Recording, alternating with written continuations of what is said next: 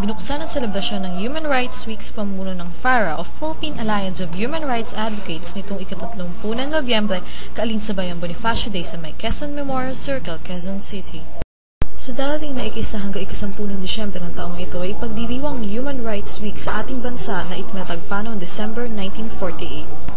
Kasapi ang mga representante ng mga miyembro ng FARA ay nagkaroon ng torch running ceremony na sinimulan sa Philcoa area along Elliptical Road at nagtapos lamang sa harap ng Quezon City Hall.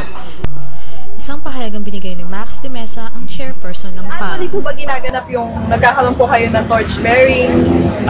Tuwing taon sa buong linggo, from December 1 to December 10, na binibigyan din ng December 10, taon-taon yan ay pinagdiriwang upang magpaalala na merong isang deklarasyon na nagtataguyod ng ating mga karapatang pantao. Ilan sa mga organisasyong lumahok ay ang Task for Detainees of Philippines or TFDP, Families of Victims of Involuntary Disappearance or FIND, Balay Rehabilitation at Claimants 1081.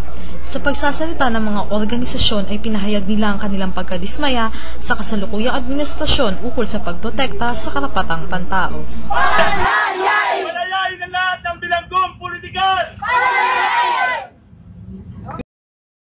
Lumuhok din sa opening ceremony ang 4th District Representative ng lungsod ng Quezon na si Babes Malaya at pinirmahan ng isang panukala na nagsusulong sa pagprotekta sa mga karapatang pantao sa lungsod ng Quezon.